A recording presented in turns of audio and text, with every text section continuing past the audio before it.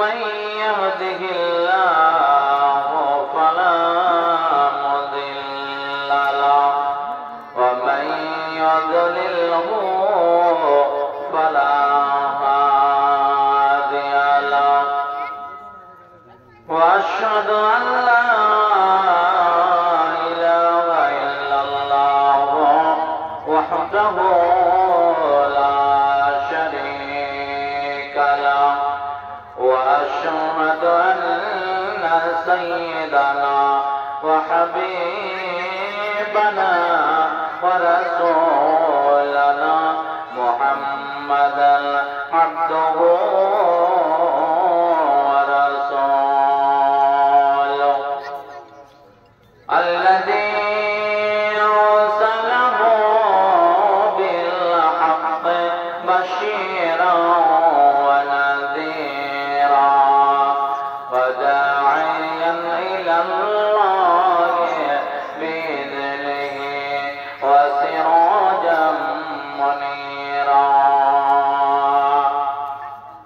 فقد قال الله تبارك وتعالى في كلامه المجيد وفرقانه الحميد أعوذ بالله من الشيطان الرجيم بسم الله الرحمن الرحيم يا أيها الذين آمنوا استعينوا بالصبر والصلاة إن الله مع الصابرين وقال الله تعالى في موضع آخر بسم الله الرحمن الرحيم واستعينوا بالصبر والصلاة وإنها لكبيرة إلا على الخاشعين وقال الله تعالى في موضع آخر الذين ينفقون أموالهم في سبيل الله بالليل والنهار سرا وعلانية فلهم أجرهم عند ربهم ولا خوف عليهم ولا هم يحزنون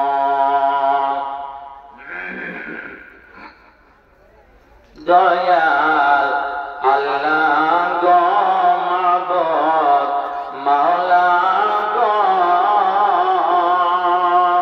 তুমি যে কত রকম খেলা জানো দয়াল আল্লাহ গো মাবুদ মাওলা গো তুমি যে কত রকম খেলা জানো তুমি যে কত রকম খেলা জানো আদমকে তুমি সৃষ্টি করলে এই দুনিয়ার মাটি হতে আবার ফারিস্তাদের আদেশ করলে তারে সিজদা করতে আদমকে তুমি সৃষ্টি করলে এই দুনিয়ার মাটি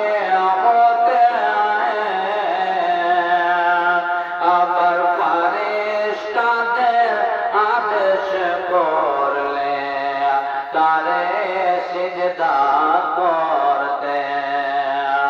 সবাই সিজদা করে দিলে শুধু করল শয়তান। দয়াল আল্লাহ গো মাগো মাওলা গো, তুমি যে কত রকম খেলা জানো, তুমি যে কত রকম খেলা জানো। ইউসুফ নবীকে কুয়ায় ফেলেছিল, তার নিজস্ব ভাইরা কে গো তুমি অন্ধকূপে দিয়াছিলে পাহারা। অবশেষে মিশরের বাদশাহী করলে দান দয়াল আল্লাহ গো মাবুদ মাওলা গো, তুমি যে কত রকম খেলা জানো, তুমি যে কত রকম খেলা জানো। শ্রদ্ধেয় তথা সম্মানিত সভাপতি মহাশয়, ওলামায়ে কেরামগণ, এলাকা তথা দূর এলাকা থেকে আগত দিন দরদি, ইসলাম দরদি, আল্লাহর প্রিয় বান্দারা, পর্দার আড়ালে বসে থাকা মায়েরা বোনেরা, আল্লাহ পাক রব্বুল আলামিনের লক্ষ লক্ষ প্রশংসা, যিনি আমাদের পবিত্র রমজান মাসের 21 রাত পর্যন্ত জীবিত করে রেখেছেন। বলেন আলহামদুলিল্লাহ, আরো জোরে বলেন আলহামদুলিল্লাহ। এই আলহামদুলিল্লাহ রমজান মাসে বললে কত যে সওয়াব, কত যে নেকি আল্লাহ পাক ভালো যাবে, আল্লাহ পাকে ভালো যাবে। অতএব আমরা রাত জাগার মাধ্যমে রাতটা কাটাবো। আমরা কখনো তাহমিদ আলহামদুলিল্লাহ, কখনো তাসবিহ বলে সুবহানাল্লাহি ওয়া বিহামদিহি, আর বলে সুবহানাল্লাহি ওয়া বিহামদিহি সুবহানাল্লাহিল আযীম। এর আরেকটা দোয়া পড়তে থাকেন আস্তাগফিরুল্লাহ ওয়া আতুবু ইলাইহি। গুনাহ ক্ষমা করা এটা সবচেয়ে ছোট দোয়া, দোয়া ইস্তেগফার, আস্তাগফিরুল্লাহ ওয়া আতুবু ইলাইহি। এর চেয়ে আরেকটি বড় দোয়াতে চলে যাব, আস্তাগফিরুল্লাহাল্লাযী, বলেন আস্তাগফিরুল্লাহাল্লাযী লা ইলাহা ইল্লা হুয়াল হাইয়ুল কাইয়্যুম ওয়া আতুবু ইলাইহি। এই দোয়াটা নবী মুহাম্মদ সাল্লাল্লাহু আলাইহি ওয়াসাল্লাম, যার আগের কোনো গুনাহ ছিল না, পিছনের কোনো গুনাহ ছিল না, অথচ নবী বলছেন আমি দিনে 70 বারের চেয়েও আল্লাহর কাছে ক্ষমা চাই। কতবার? কতবার? 70 বারের চেয়েও আমি আল্লাহর কাছে ক্ষমা চাই। তবে আপনার আমার কি করণীয়, কি করা উচিত? যারা আমরা গুনাহে ডুবে আছি, কতবার করতে হয় আমি বলছি, পরে বলছি। সেই রব্বুল আলামিনের বারগাহে আবার শুকরিয়া আদায় করব, বলেন আলহামদুলিল্লাহ। অতঃপর তার দয়ার কান্ডারি সাইয়্যিদুল মুরসালিন খাতামুন নবিয়্যিন মুহাম্মাদুর রাসূলুল্লাহ, মুহাব্বত সঙ্গে বলে জোরে করে সাল্লাল্লাহু আলাইহি ওয়াসাল্লামের উপর কোটি কোটি শান্তির ধারা বর্ষিত হোক। আল্লাহুম্মা সাল্লি ওয়া সাল্লিম ওয়া বারিক আলাইহি। আল্লাহ রাব্বুল আলামিন কত ভালোবাসেন আপনাকে। পুরুষ মানুষ ওটা দিয়ে যেতে দেবেন না, এটা দিয়ে যাবে। মহিলারা বসে আছে, হ্যাঁ আল্লাহর রাস্তে এটা দিয়ে আসবেন আপনারা, না ওখানে যেতে হবে না। আল্লাহ কত ভালোবাসে। আল্লাহ রাব্বুল আলামিন সব নিয়ম নীতি দিয়ে আমার রাসূলকে পাঠালেন, দুনিয়াতে পাঠালেন। নবীকে কেন পাঠানো হয়েছে? মানুষকে খারাপ পথ থেকে সুপথ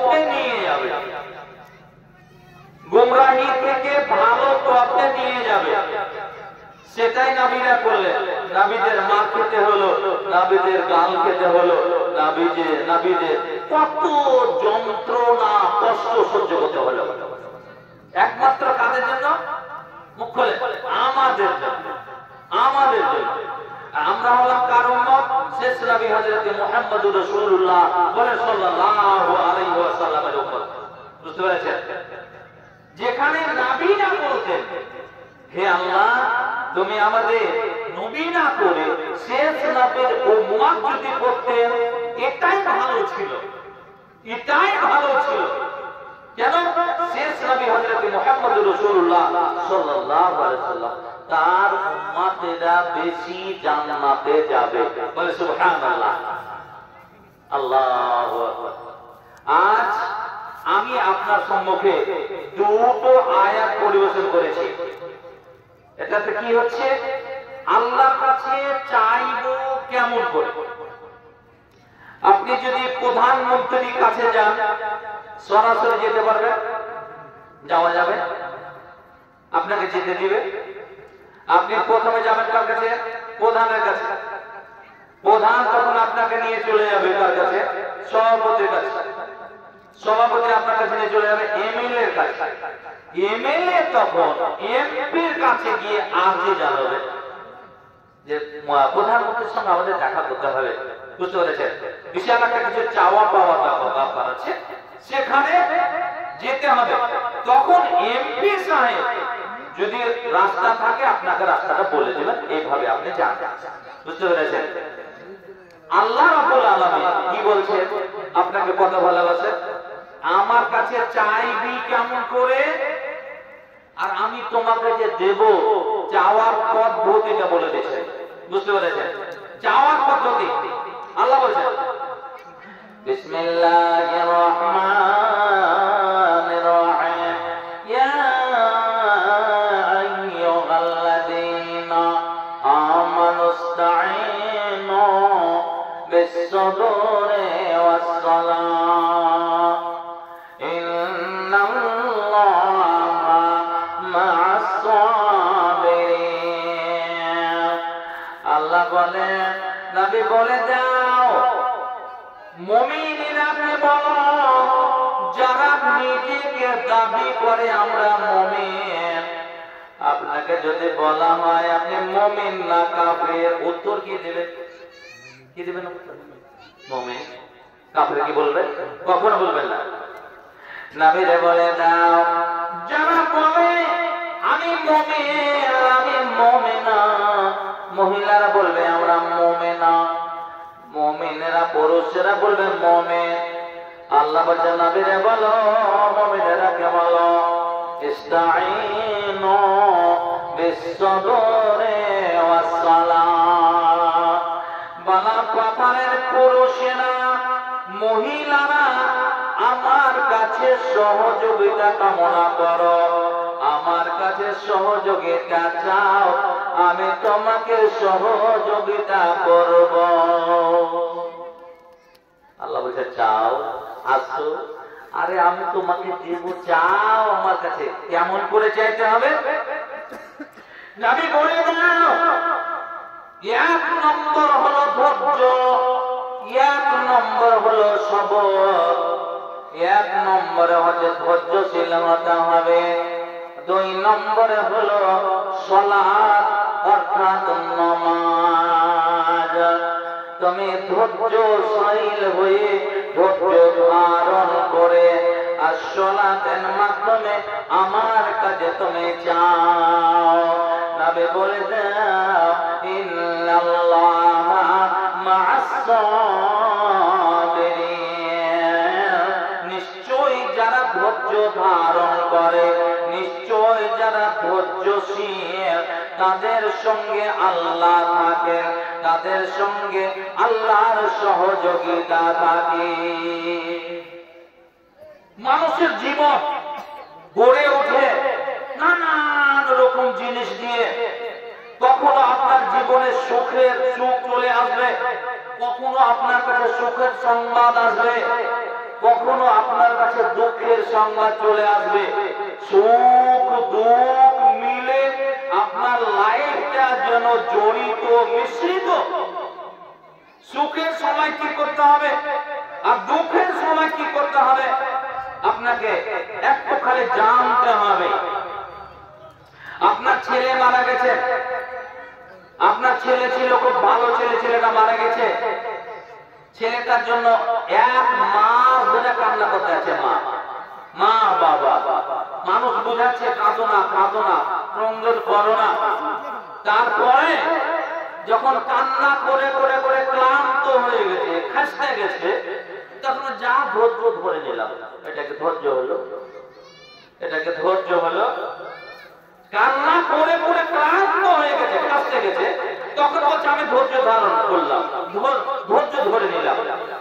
আপনাকে একটা মানুষ গালি দিচ্ছে, আপনার জমি আল চেপে নিচ্ছে, আপনি কিন্তু পাচ্ছেন না, আপনিও গালি গালাজ করলেন, কেস কাছালি করলেন, তারপরে যখন দেখলেন আপনি পারেন না, তখন বলছে যা আমি ছেড়ে দিলাম, ধৈর্য ধারণ করলাম।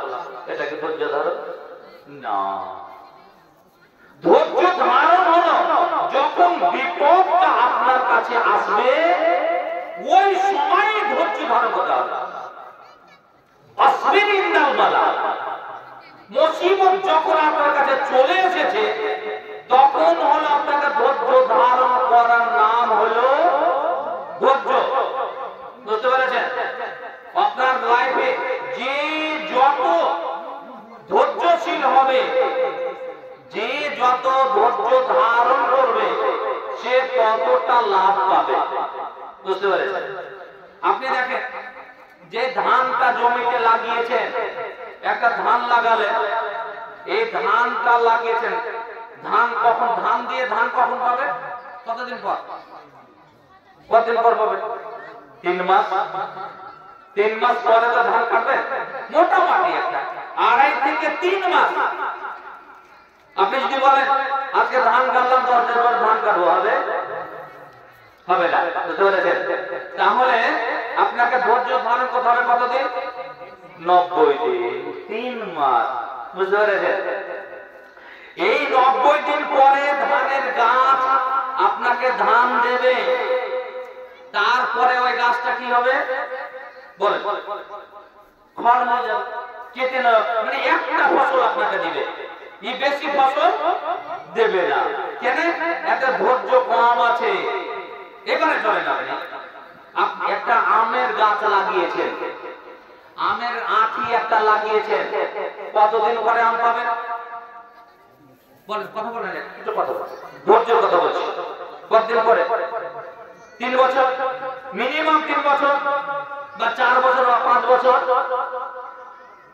আপনার আমের গাছটা যেটা আপনি লাগালেন, আমের গাছটাতে আপনাকে ধৈর্য বেশি ধারণ করতে হচ্ছে। 3 বছর পর, 5 বছর পর আপনাকে আমের গাছটা আম দেবে, এতে ধৈর্য ধারণ বেশি করতে হয়েছে। কিন্তু দেখেন আমের গাছটা কতদিন থেকে, এই আমের গাছটা 50 বছর, 60 বছর, 100 বছর পর্যন্ত আপনাকে ফল দিতে থাকে। ধান লাগিয়েছিলেন আপনি, ধানের বিনিময়ে ধান পেলেন আপনি 3 মাস পর, 3 তাড়াতাড়ি পেলেও ধানের কাছে একবারই আপনি ফসল পাবেন, এতে ধৈর্য কম হয়েছে, তার কারণে এই একটা ফসল আপনি পেলেন। আমের গাছটা যখন লাগালেন 3 বছর, 5 বছর ওয়েট করতে হলো, অপেক্ষা করতে হলো, আপনাকে সেই আমের গাছটা 50 বছর, 60 বছর, 100 বছর ধরে ফল দিতে থাকে। বন্ধুরে আমার, আপনি যখন তালের গাছ লাগাবেন, সে তালের গাছটা কতদিন পরে আপনাকে তাল দিবে বলে? কতদিন পর দিবে? 10 থেকে 12 বছর। আপনার তালের গাছটা লাগিয়েছিলেন 10 থেকে 12 বছর, আপনাকে কোনো ফল দেয়নি, বলে মালিক ধৈর্য ধারণ করেন, ধৈর্য ধারণ করেন, আমার এখন ফল আসবে না, আপনি একটু দয়া করে ওয়েট করেন। যখন 12 বছর পরে ফল দিতে লাগবে আপনার গাছটা, ওই গাছটা 100 বছর 150 বছর 200 বছর ধরে বড় বড় মানুষেরা বলে, বড় বড় দার্শনিকেরা বলে 200 বছর ধরে ফল দেয়। এখান থেকে বুঝতে পারলাম যে জিনিসে যতটা ধৈর্য ধারণ করবেন ততটাই আপনি লাভবানিত হবেন। সুবহানাল্লাহ। বুঝতে পেরেছেন? আপনার জীবনে কত কষ্ট, কত মুসিবত, মা আমার, বোন আমার, আপনাকে একটা হাদিস বলে, হযরত উম্মে সুলাইম আবু তালহার স্ত্রী, আবু তালহার স্ত্রী কোথাও চলে গেলে, সফরে চলে গেলেন, একটা অসুখ ছেলে ছেড়ে, ছেলেটা ছিল অসুস্থ ছেলে, বাড়ি থেকে বেরিয়ে গেলেন। আর সেই অসুস্থ ছেলেটা বাড়িতে থাকলো। যেদিন হযরতে আবু তালহা বাড়ি ফিরছেন, বাড়ি আসতেছেন, সেই দিন হযরতে আবু তালহার ছেলেটা দুনিয়া ছেড়ে চলে যাচ্ছে। আল্লাহু আকবার। ছেলে অসুখ হোক, মায়া কি কম হবে? না, মায়া কম হবে না। উম্মে সুলাইম জানেন স্বামী আমার আজকে বাড়িতে আসছে, কতদিন পরে বাড়িতে আসতেছে, কত কষ্ট, সফরে কত কষ্ট হয়, বিপদ হয়, সেটা তো উনি ভালো করে জানেন। বাড়িতে বলে দিলেন, ওরে আমার ননদেরা, ওরে আমার শাশুড়ি মা, ওরে আমার জ্যাঠানিরা, শোনো, আমার ছেলেটা আল্লাহ নিয়ে নিয়েছেন, আফসোস নাই, আমার দুঃখ নাই। আমার দুঃখ হচ্ছে আমার স্বামী বাড়িতে আসছেন, আর বাড়িতে আসার সাথে সাথে যদি কানে শুনতে পায় ছেলেটা মারা গেছে, তবে কিন্তু খাওয়া দাওয়া ছেড়ে দেবেন, পরে বিপদ আরো ঘনিয়ে আসবে। স্বামীটা আমার বাইরে ছিল, শরীরটা কত খারাপ হয়েছে, কত অসুবিধা হয়েছে, কিন্তু যদি তার সাথে সাথে ছেলের খবর যদি পেয়ে যায় তবে কিন্তু মুশকিল হয়ে যাবে। অতএব তোমরা আমার স্বামীকে, আমার ছেলের মৃত্যুর খবরটা তোমরা দেবে না। উম্মে সুলাইম কত ধৈর্যশীলা ছিলেন, কত ধৈর্য ধারণ। মহিলা মানুষ এত ধৈর্যশীলা হয় জানা ছিল না। উম্মে সুলাইম বললেন কি, ছেলেটাকে একটা কাপড়ে জড়িয়ে সুন্দর করে একটা জায়গায় রেখে দিলেন, আর বাড়িতে বলে দিলেন আমার স্বামীকে ছেলের মৃত্যুর খবরটুকু দাও না। আবু তালহা বাড়িতে ঢুকলেন, আসসালামু আলাইকুম ওয়া রাহমাতুল্লাহি ওয়া বারাকাতুহু। স্ত্রী সালাম উত্তর হলো, সব কিছু হলো। বলে, স্ত্রী আমার ছেলেটা কোথায়, ছেলেটা কেমন আছে বলে দাও। স্ত্রী কত জ্ঞানী, কত ধৈর্যশীলা স্ত্রী। আর ভাইরে আমার, বন্ধুরে আমার, স্ত্রী বলল, স্বামী আমার, আপনার ছেলেকে যে অবস্থাতে আপনি রেখে গিয়েছিলেন ওই অবস্থা থেকে আপনার ছেলে আরাম পেয়ে গেছে। আল্লাহু আকবার। দেখলেন উত্তরটা? যে অসুবিধাটা ছিল ওই অসুবিধা পার হয়ে গেছে, ওই অসুবিধা থেকে নাজাত পেয়ে গেছে। হযরতে আবু তালহা মনে করছেন ছেলেটা ভালো হয়ে গেছে। বুঝতে পেরেছেন? ভালো হয়ে গেছে, আলহামদুলিল্লাহ, ভালো খবর।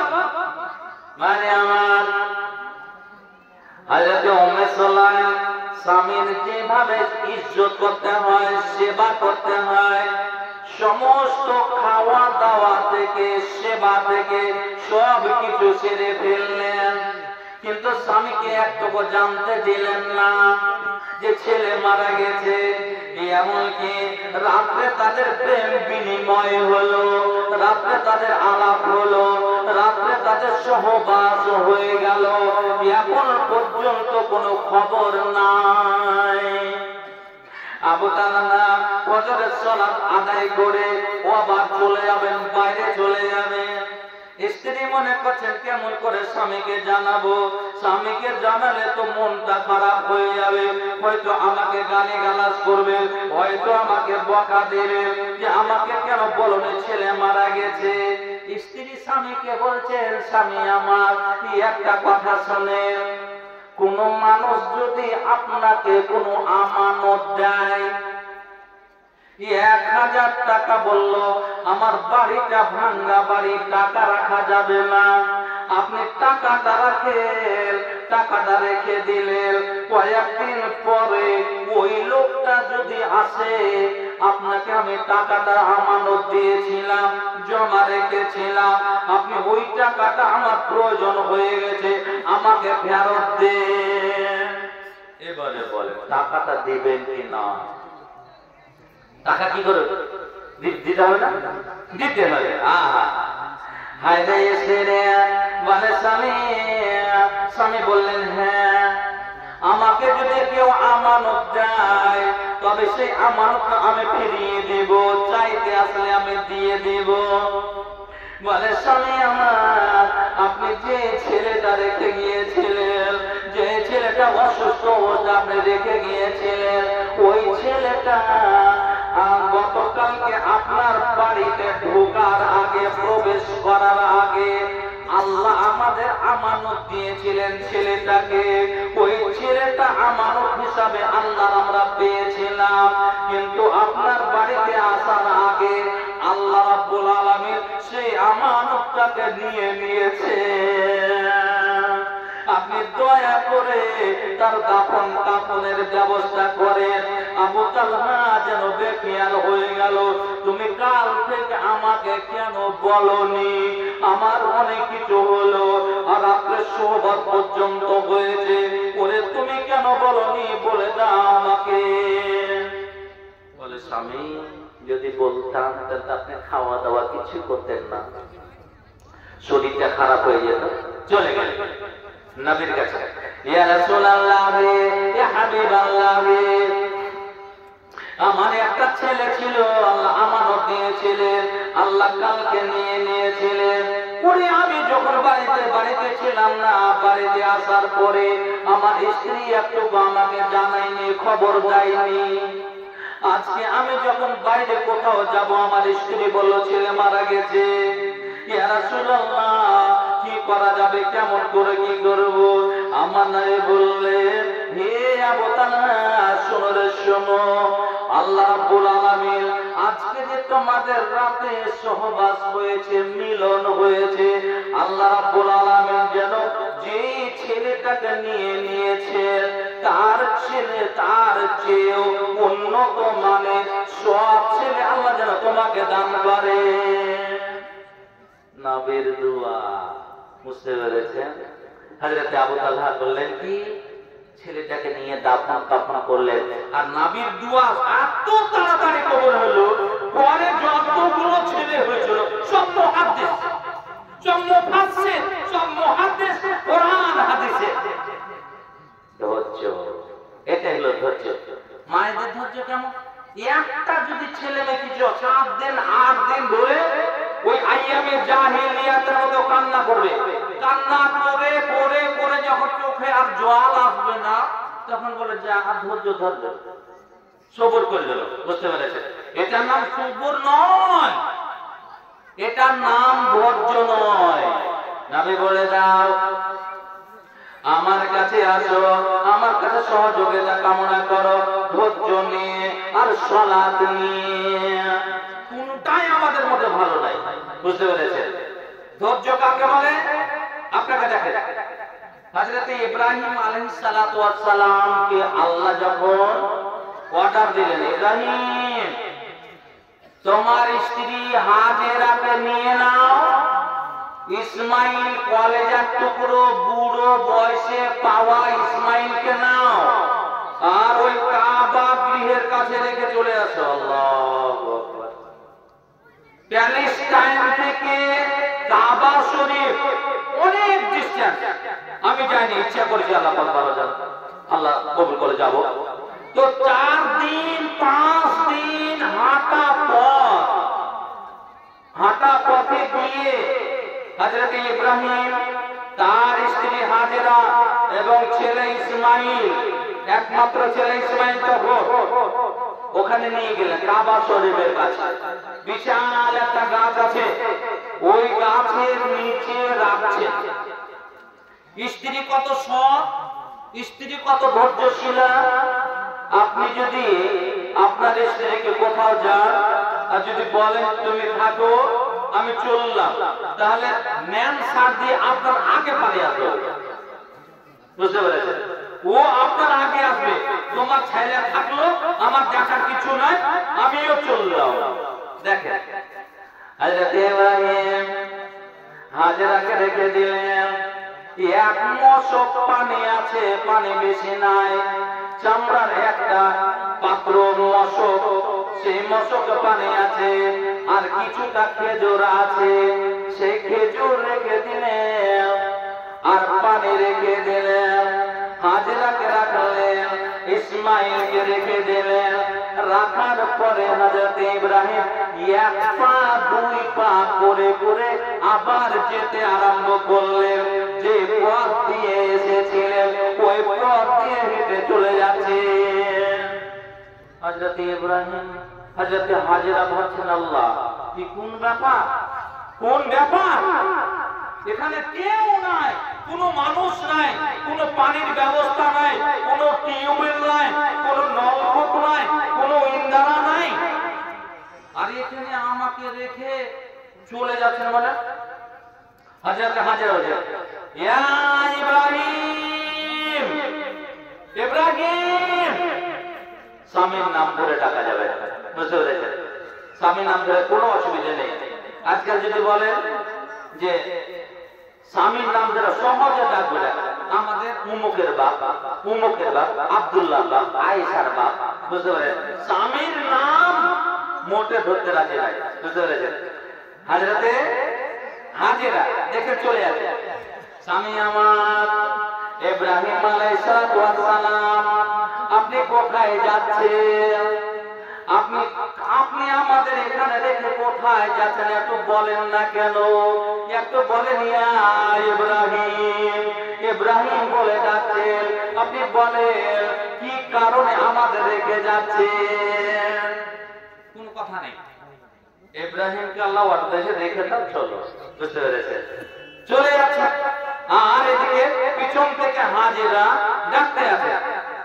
হাজেরা দেখছেন স্বামী তো চলে গেলেন। হাজেরা বলছেন, আল্লাহ আল্লাহ আমারাকা বিহাযা, বলেন তো দেখি এটা আল্লাহর ওয়াদার হয়েছে নাকি? আল্লাহ কি আমাদের এখানে রাখতে বলেছেন নাকি? ছেলে দিয়ে আমি থাকবো যেখানে কেউ নাই, কোনো মানুষ নাই, আমি কেমন করে এখানে থাকবো? কোনো অসুবিধা হলে আমি কার কাছে যাব? আমাকে একটু বলে। আল্লাহ আমারাকা বিহাযা, আল্লাহর অর্ডার হয়েছে নাকি আমি তো বুঝতে পারছি না। হযরত ইব্রাহিম বলেন, হ্যাঁ হাজেরা রে, আমি ইসমাইলকে রেখে যেতাম না, আল্লাহর অর্ডার হয়েছে বলে আমি ইসমাইলকে রেখে যাচ্ছি। ওরে মা হাজেরা, মা আমার কত ধৈর্যশীলা দেখেন।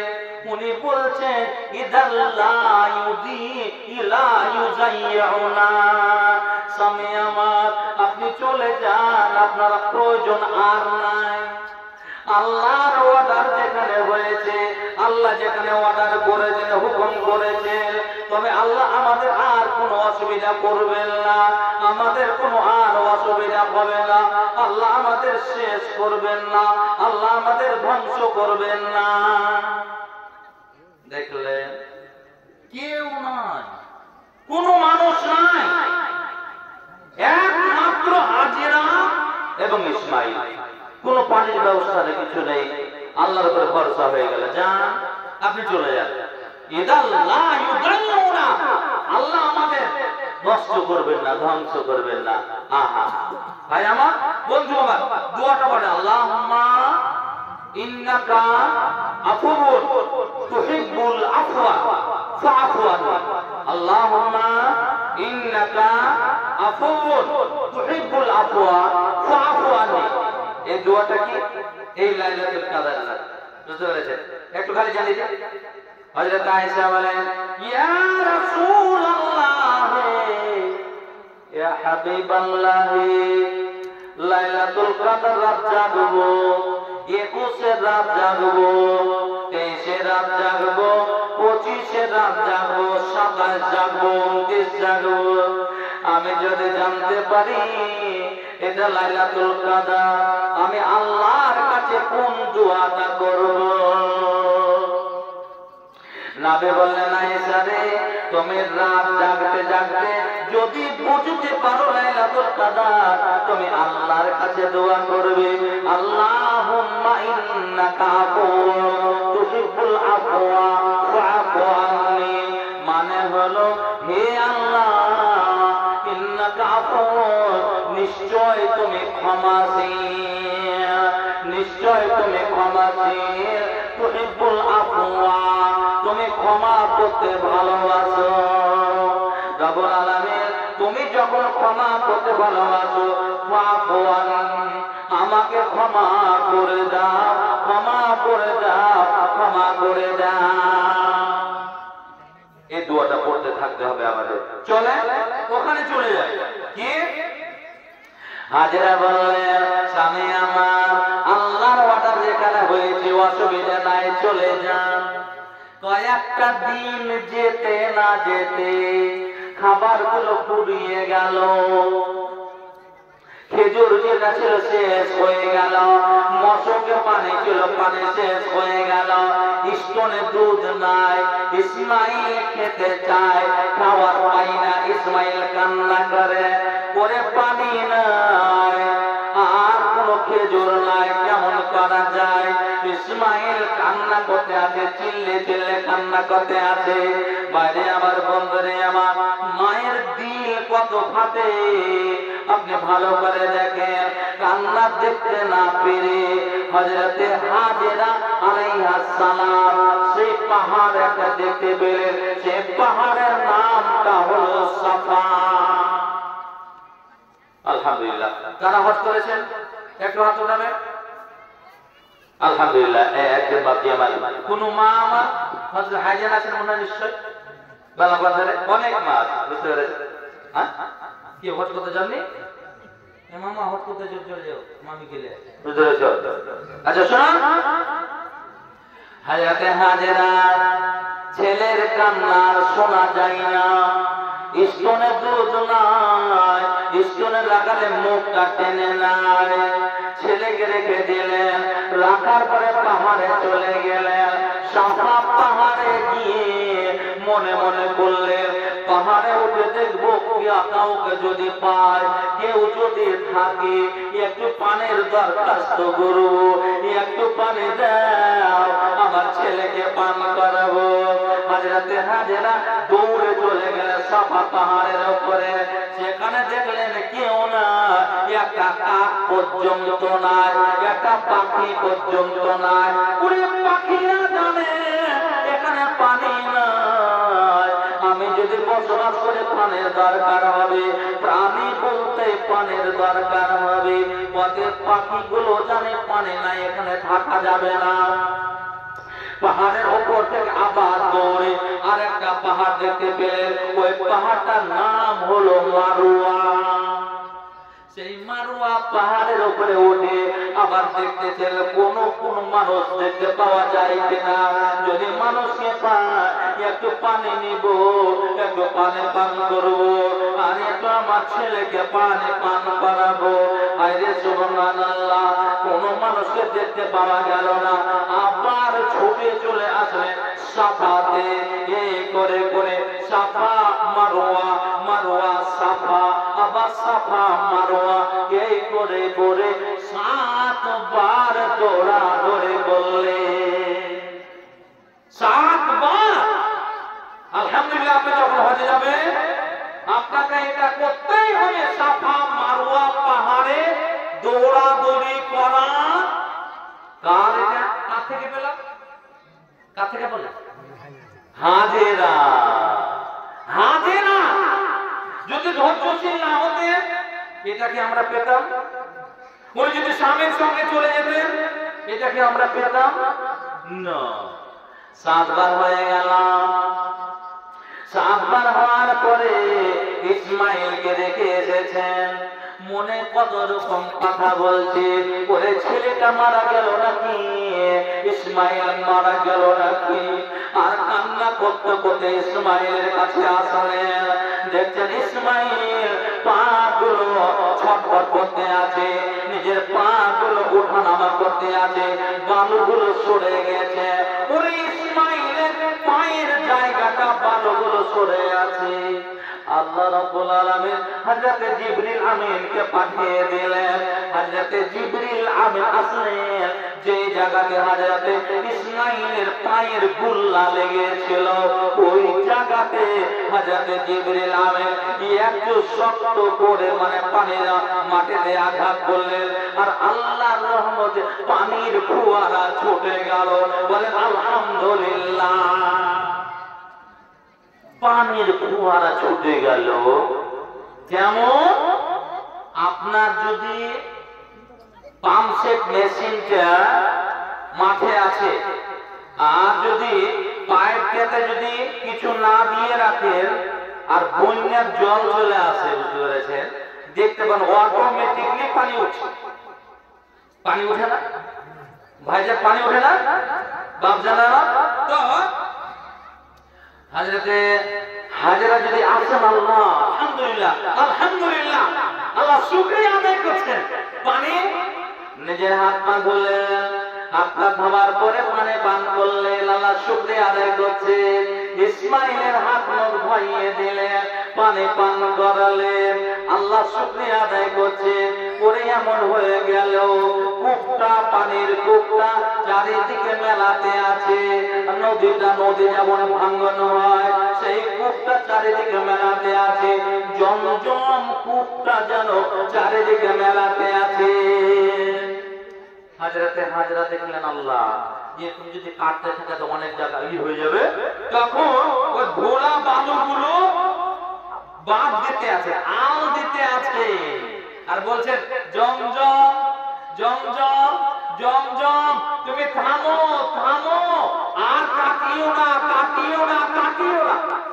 আল্লাহ আমাদের বলছেন, ওরে দুনিয়ার মানুষ, হযরতে হাজেরা সেই দিন যদি আইল না দিয়ে দিতেন, বাদ না দিয়ে দিতেন, সারা পৃথিবীর মানুষ সহজভাবে পানি পান করতে পেত। আজ হাজী সাহেবের বাড়ি যদি যান, জহাজ করে এসেছেন, তাহলে আপনাকে যে কাপে পানি দেওয়া হয়, কোন পানি? কোন পানি?